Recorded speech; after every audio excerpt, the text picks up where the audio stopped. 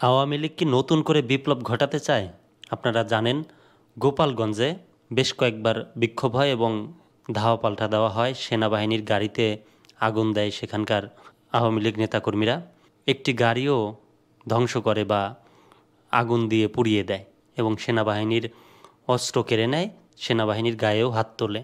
এবং দেশের সাবেক প্রধানমন্ত্রী শেখ হাসিনা দেশত্যাগের প্রায় ৮ দিনের পরে আজকে ফরিদপুর জেলা শহরে আলফাডাঙ্গায় প্রথমবারের মতো সমাবেশ হয়, আওয়ামী লীগের বিক্ষোভ সমাবেশ। সেখানে হাজার হাজার নেতাকর্মীর যোগদান ছিল। তারা শপথ গ্রহণ করেছেন আওয়ামী লীগের সভাপতি এবং দেশনেত্রী শেখ হাসিনাকে দেশে ফিরিয়ে আনবেন এবং আগামীতে যে নির্বাচন হবে সেই নির্বাচনে অংশগ্রহণ করবেন।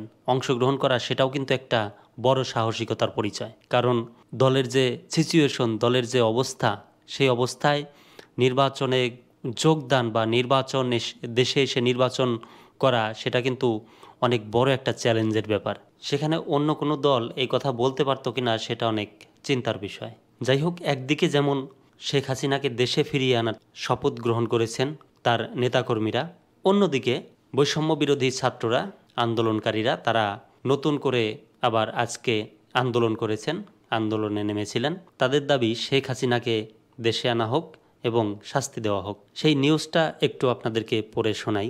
শেখ হাসিনার বিচারের দাবিতে বৈষম্য বিরোধী ছাত্র আন্দোলনের বিক্ষোভ। সদ্য সাবেক প্রধানমন্ত্রী শেখ হাসিনাকে প্রধান আসামি করে আন্তর্জাতিক অপরাধ ট্রাইব্যুনালে মামলা করে তার বিচার করতে অন্তর্বর্তীকালীন সরকারের কাছে দাবি জানিয়েছে বৈষম্য বিরোধী ছাত্র আন্দোলন। তাদের দাবি, সেই মামলায় শেখ হাসিনা ও তার সহযোগীদের আসামি করতে হবে। আজ সোমবার বিকেলে ঢাকা বিশ্ববিদ্যালয়ের রাজু ভাস্কর্যের পাদদেশে এক বিক্ষোভ সমাবেশে কোটা সংস্কার আন্দোলনের প্ল্যাটফর্ম বৈষম্য বিরোধী ছাত্র আন্দোলনের পক্ষ থেকে এসব কথা বলা হয়। ক্যাম্পাসে দখলদারত্বের ছাত্র রাজনীতি নিষিদ্ধ এবং শেখ হাসিনার বিচারের দাবিতে এক কর্মসূচির ডাক দিয়েছিল তারা। একদিকে শেখ হাসিনার নেতাকর্মী মানে আওয়ামী লীগের নেতাকর্মীরা শেখ হাসিনাকে দেশে আনার শপথ গ্রহণ করছেন, অন্যদিকে বৈষম্য বিরোধী ছাত্ররা আবার আন্দোলনের ডাক দিয়েছেন তাকে বিচারের আওতায় আনার জন্য, দেশে এনে বিচার করার জন্য।